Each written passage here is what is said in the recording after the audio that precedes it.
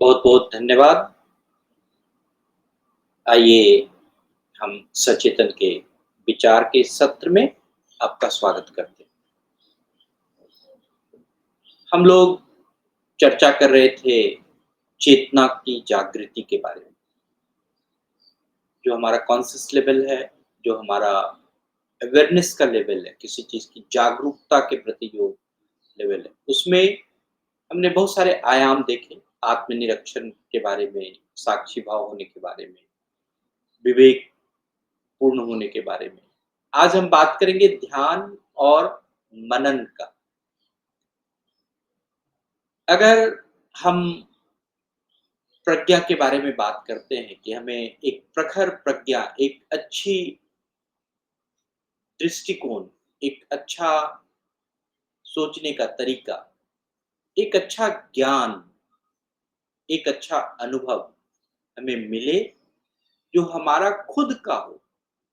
हमें कोई कहानियों में या किसी चीज़ में नहीं पता चले, वह मैं खुद से पता करूँ, वही हमारी चेतना का विषय है, वही हमारी प्रज्ञा का विषय है।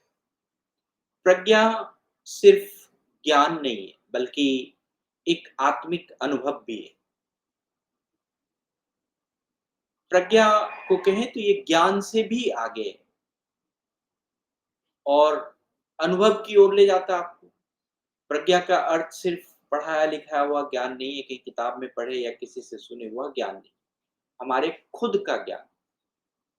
तो जब यह गूढ़ बुद्धि आपकी जगती है, जब यह ज्ञान आपके अंदर आता है, जब आपकी प्रज्ञा जगती है, तभी आप स्वयं की ओर आते हैं, तभी आप आत्मा की ओर जीते हैं। और जब सत्य को केवल हम समझा नहीं जा सकता, अगर मैं कहूँ कि ये बात सत्य है, इसको आप नहीं समझ सकते। हर व्यक्ति का सत्य अलग-अलग है, लेकिन जो वह अलग-अलग अनुभव है, वही आपको सत्य की ओर ले जाएगा। तो सत्य कहने या सुनने का विषय नहीं है। सत्य जो है वो अनुभव का विषय है कि आपने क्या अनुभव किया है। जब यह अनुभव आप ध्यान और मनन के थ्रू आप जब बार-बार किसी चीज़ को मानसिक रूप से उस चीज़ को सोचेंगे, कंटेम्पलेशन करेंगे, उसको हमेशा बार-बार सोचेंगे, मनन करेंगे, तो आपकी जो चेतना है, आपकी जो प्रज्ञा है, वो बहुत गहरी होती चली जाएगी। हम प्रतिदिन सचेतन में ध्यान करते हैं। क्या होता है?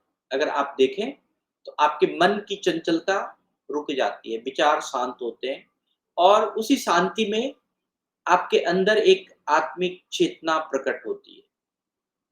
और मनन का अर्थ क्या है? मनन का अर्थ बहुत ही साधारण है। जो भी हम सुनाए गए तथ्य हैं, जो भी सुनाए गए सत्य हैं, उसको बार-बार सोचकर भीतर उतारना। जैसे मिट्टी बीज को क्या करते हैं, मिट्टी में रोप कर उसको बार-बार जल देते हैं। जल देने से क्या होता है कि धीरे-धीरे वो बीज अंकुरित होता है और पेड़ बन जाता है, वृक्ष बन जाता है। तो किसी भी विचार को अगर आप बार-बार अपने अंदर पालते हैं, बार-बार उसको मनन करते हैं, तो वह बड़ा हो जाता है। क्या होता है जब आप ध्यान करते हैं, मनन करते हैं, इसका परिणाम क्या होता है? सिर्फ़ और सिर्फ़ इसका परिणाम होता है आत्मा की गहराई दिखने लगती है। आप कितने किसी विषय वस्तु में डूबे हुए हैं, उसकी गहराई दिखने लगती है। भीतर एक अस्थायी आनंद और शांति का अनुभव होता है। आपको किसी चीज़ से सुन के, बोल के नहीं आनंद होगा, पढ़ के आनंद नहीं होगा। अगर वह अनुभव करना हो, तो आप ध्यान कीजिए, मनन कीजिए उसी चीज़ को, बार-बार उस चीज़ को दोहराइए अंदर-अंदर। देखिए उस चीज़ से कितनी आनंद की अनुभूति होती है। तो विवेक और साक्षी भाव जो होना, हमने बातचीत किया था विवेकपूर्ण होना या साक्षी भाव होना, उसको अगर प्रबल करना है, उसको और भी मजबूत करना है, तो हमें ध्यान और मनन करना चाहिए। मांडूक उपनिषद में बड़े अच्छे से मैंने ये बात सारे उपनिषद की बात है। इसमें एक बड़ा अच्छा-सा श्लोक है, "न्या आत्मां प्रवचनेन लभ्य, न मेधाया न बहुना सोते।" कि जो आत्मा की वाणी है, वो शास्त्र में नहीं लिखी हुई। जो आपके अंदर जो चल रहा है, जो आपका अनुभव है, वो कहीं किसी जगह नहीं लिखा हुआ है। आप उसको ध्यान कीजिए, मनन कीजिए, आप स्वयं के उस अनुभव को प्राप्त कर सकते हैं। इसमें एक सत्यकाम की कथा है, मैं पहले भी कई बार कह चुका हूँ और आज भी मैं उसको दोहराता हूँ। सत्यकाम की कथा जो एक महर्षि गौतम के शिष्य थे, जिसका उल्लेख छंदोग्य उपनिषद में मिलता है। उन्होंने अपने गुरु से सत्य की शिक्षा प्राप्त की और सत्य के ज्ञाता बन गए, इसलिए उसका नाम हो गया सत्यकाम। वो बड़े ही वेद के ज्ञाता थे, तर्कशास्त्र में निपुण थे, भाषण देने में दक्ष थे। उन्हें बहुत सारे आश्रमों में सम्मानित किया जाता था। परंतु उनके भीतर, सत्यकाम के भीतर एक अधूरापन था। अब उसे आत्मा का अभी तक प्रत्यक्ष अनुभव नहीं हुआ। बड़े अच्छे ज्ञानी थे, महात्मा थे, बड़े अच्छे सब चीज़ हो गए, लेकिन प्रत्यक्ष अनुभव होना आत्मा का, ये सबसे बड़ा काम है। तो एक दिन वो गौतम ऋषि के पास पहुँचे और उन्होंने, सत्यकाम ने विनम्रतापूर्वक बोला कि गुरुदेव, मैंने शास्त्र पढ़े, प्रवचन दिए, फिर भी मैं स्वयं को नहीं जान सका। आत्मा का साक्षात्कार कब होगा, आप ये बताइए। और अगर हम पूरे इस 15-20 सचेतन के एपिसोड को देखें, हम लोग चेतना के विषय के बारे में बात कर रहे हैं, यही आत्म साक्षात्कार का विषय है। तो गौतम ऋषि मुस्कुराते हुए बोले कि बेटा, आत्मा न तो प्रवचन से है, ना बुद्धि की जोर से है, और ना ही बहुत कुछ पढ़ लिख लेने से प्राप्त होता है। वह उसी को मिलता है जो पूर्ण रूप से समर्पण और ध्यान के माध्यम से चाहता है, जो न्यायात्माम प्रवचनेन लभ्य। मतलब कोई प्रवचन या ज्ञान से नहीं होगा।